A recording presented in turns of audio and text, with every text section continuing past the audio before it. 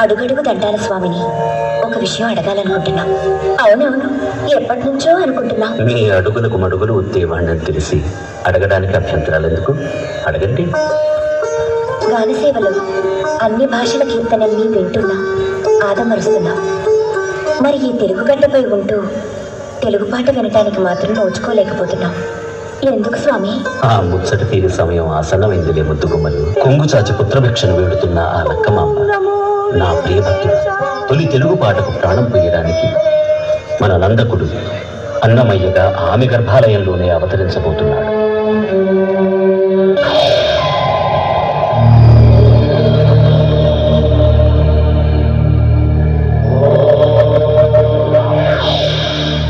తెలుగు పదానికి జన్మదినం, ఇది జానపదానికి జానపదం.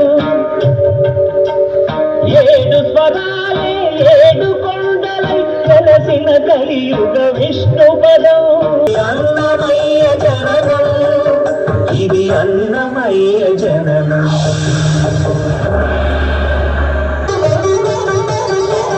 అవతరించెను అన్నమయ్య, అసతో మా సంగమయ్య. అవతరించెను అన్నమయ్య, అసతో మా సంగమయ్య.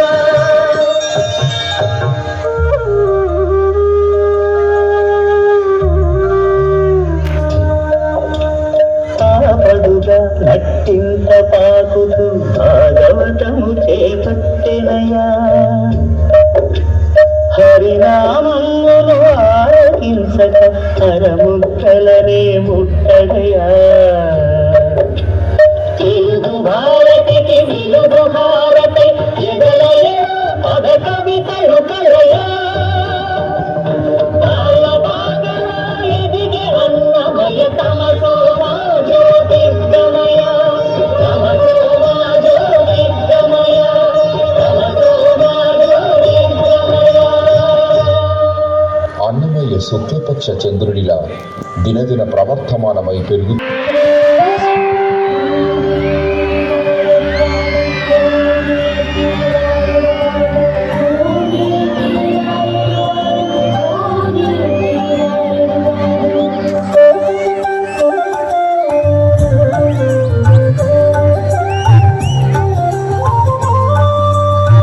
యుక్త వయస్సులో తీవ్ర వైరాగ్య భక్తిభావంతో ఆ తిరుమలేశుని సన్నిధి చేరాలని భావించాడు అన్నమయ్య.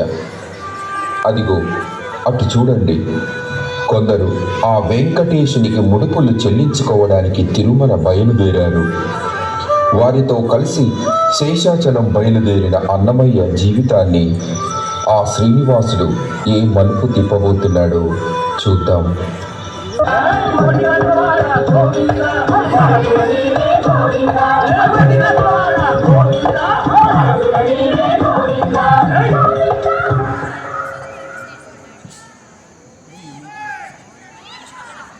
నారాయణ నారాయణ, భక్త జనాలు భోజనాలు చేస్తున్నట్టున్నారు. నువ్వు నారాయణ నారాయణ అంటుంటే దీనికోసం వచ్చినట్టు అర్థమవుతున్నదిలే.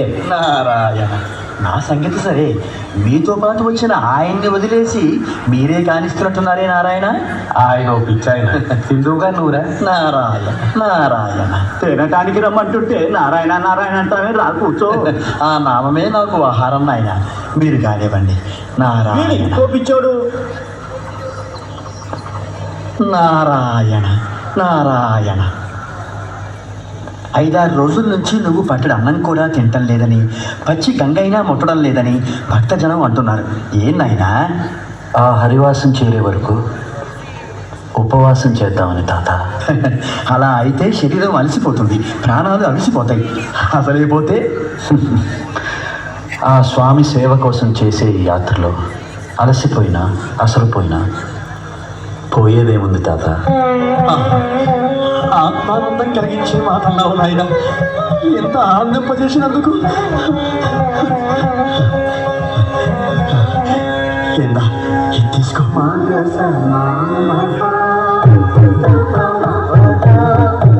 ఇదిగో ఆ స్వామిని గురించి నీకు రహస్యం చెబుతున్నాను, విను.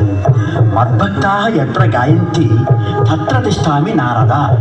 సాక్షాత్తు ఆ శ్రీ మహావిష్ణువు నారదునితో అన్న మాటలివి. నారద, నేను వైకుంఠంలో ఉండను, యోగుల హృదయాల్లోనూ ఉండను. ఎక్కడ నా భక్తులు పాడుతుంటారో అక్కడ తిష్ట వేసుకొని కూర్చుంటాను అని. ఆ ప్రభువుకి గానం అంటే అంత ప్రాణం.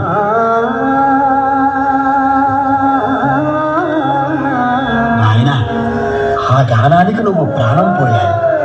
పాటలతో పరమపదానికి బాటలు వేయాలి. శ్రీనివాస కృపా కటాక్ష సిద్ధిరస్తు.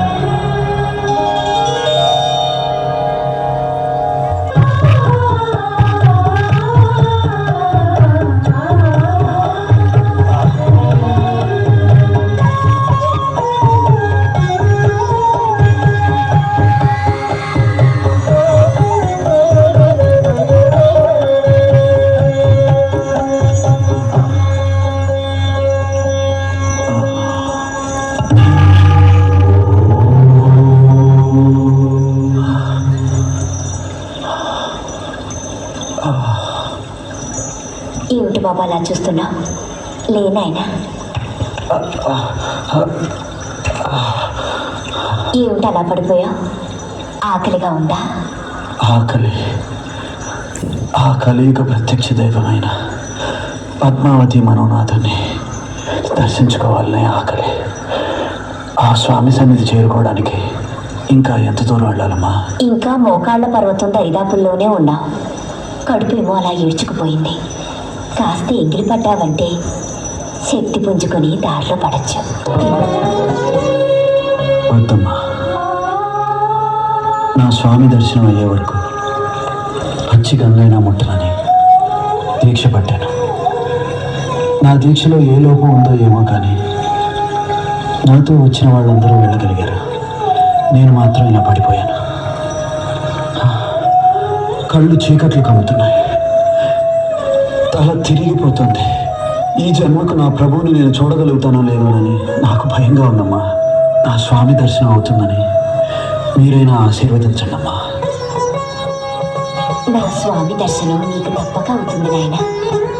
నీ దీక్షలో నువ్వు చేసిన పొరపాటల్లా ఒక్కటే. పరమ పవిత్రమైన ఈ కొండకు అదిగో ఆ పాదరక్షలతో రావటం. ఆ పాదరక్షలు విప్పి చూడు.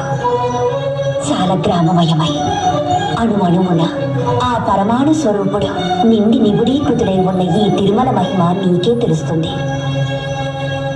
ఇప్పుడు చూడు, ఈ తిరుమల తిరుమల ఎంత శోభాయమానంగా వెలుగుతుందో.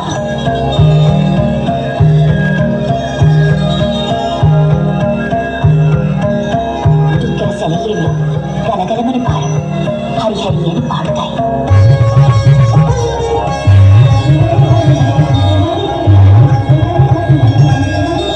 ఈ కొండ మీద ప్రతి చెట్టు, ప్రతి పొద మహారుషుల ప్రతిరూపాలే.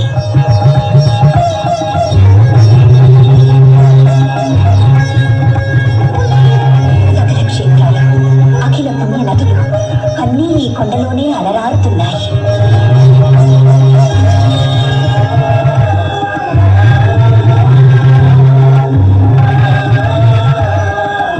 ఈ కొండ శాంతికి నిలయం, ధర్మానికి ఆలవాలం. అమ్మా అమ్మా, ఈ తిరుమల మహిళలు తెలిపి నా జన్మ ధరింపజేశారమ్మా. మీరు నేనెవరో ముందు ముందు నీకే అర్థమవుతుంది. ముందు ఈ ప్రసాదం తిను. రా.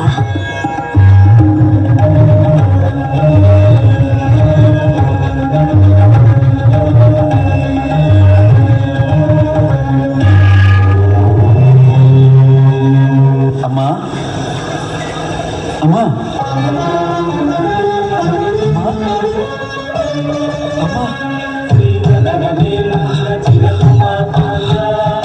అర్థమైందమ్మా, అర్థమైంది. నువ్వెవరో కాదు, ఆ అమ్మలు కన్నా అమ్మవే. నన్ను కరుణించి నా స్వామి దరిచేరే దారి చూపించడానికి కదలి వచ్చిన అలమేల మంగమ్మవే. ధన్యోస్మి మాత, ధన్యోస్మి, ధన్యోస్మి, ధన్యోస్మి మాత.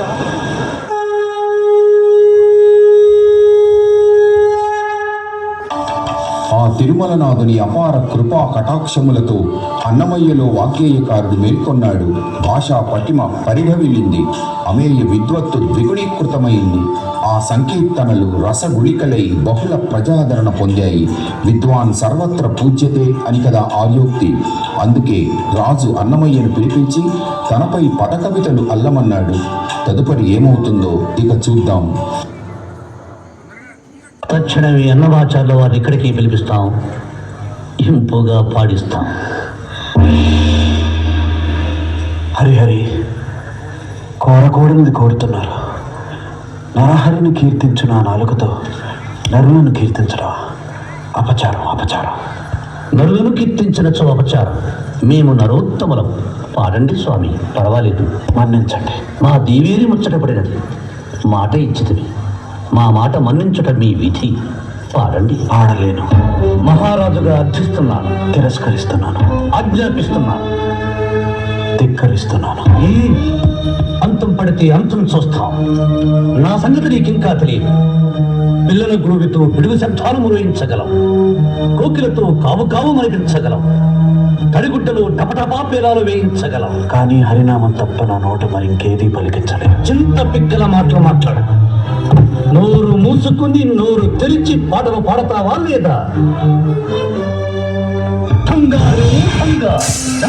ప్రభు, చెరుకో బెల్లం పెట్టు అంటే పెడుతుందా? పెట్టదు ప్రభు. గానుగలు వేసి తిప్పి పిప్పి చేసి రసం తీసి బాణలో పోసి సండ్ర నిప్పుల మీద సలసల కాస్తే బెల్లం పుడతాది ప్రభు. ఈ పడుగు బాపడని 3 రాయల గండ సంఖ్యలతో బంధించి వీడి నోటిలో మా సంకీర్తనల బెల్లం పుట్టేదాకా చిత్ర విచిత్ర హింసలు పెట్టు. పిచ్చి కొట్టుడు కొట్టు.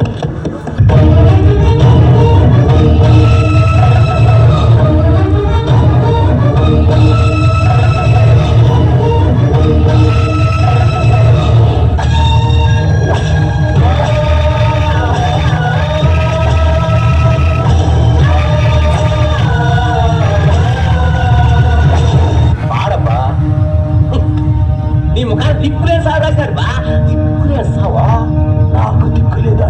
ఎవరు?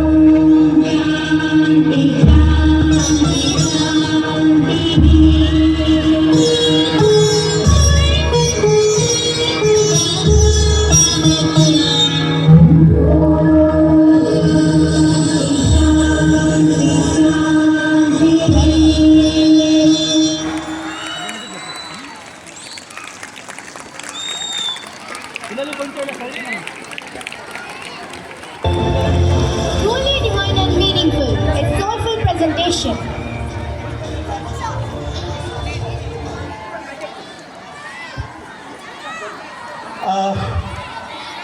What an incredible performance. Absolutely spellbinding. Speechless. Words are failing me for the first time to describe this wonderful performance. I'm running out of words. Well, I'd like to talk about all the characters. Each and every single character being